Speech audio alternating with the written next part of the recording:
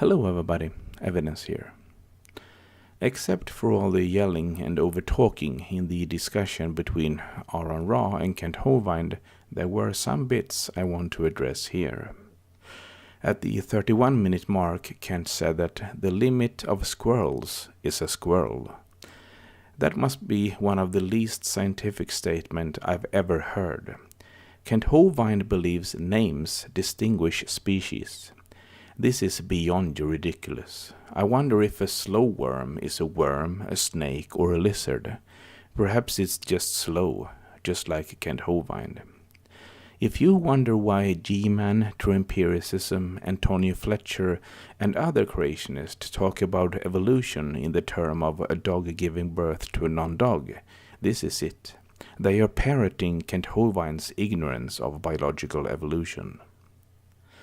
At the 58-minute mark, Ken said that there is no such thing as a fossil record, and you think a bone in the dirt is capable of doing something no animal today can do, which is produce something other than is fundamentally 5th grade or 5-year-old level kind of animal.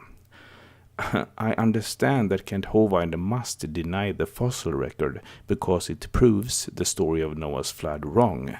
Why he regurgitates false evolution, that one kind of animal gives birth to another kind when being corrected, is beyond me. Apparently now he thinks evolution says a bone in the dirt can produce different offspring. Soon after this, Kent Hovind tried to put limits to evolution in different species by claiming that a dog could never be as big as an elephant. However correct that probably is, given the nature of the world we live in today, I don't see that as a limit to evolution. I see that as a limit to God. The creator of the universe would be able to produce whatever kind of animal he wants. A huge dog should not be a problem. At the 1 hour and 9-minute mark, Kent Hovind suggested that the more number of genes you have in your DNA, the more evolved you are. This is what he said. Thank you. I think I've answered it 5 or 6 times, but if they're able to bring forth, according to Genesis chapter 1, they're the same kind. Now, have they diversified? He keeps mixing the word species and kind. I don't use that word species very often because it's a flexible term. I think a dog and a wolf are different species, as I mentioned, yet they're the same kind of animal. There are 200 species of squirrels. They're probably the same kind of animal. There are 1,100 species of bats. They're probably the same kind of animal called a bat. But if you want to look at the similarities, I have in front of me an article from, let's see, where was this published?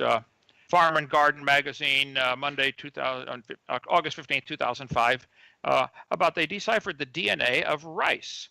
And they said fruit flies have 13,600 genes in their DNA code.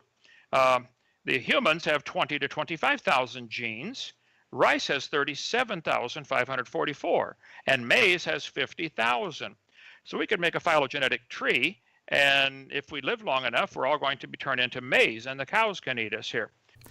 If you, Kent Hovind, think that maize is more evolved than humans, and God created them this way, that is your belief.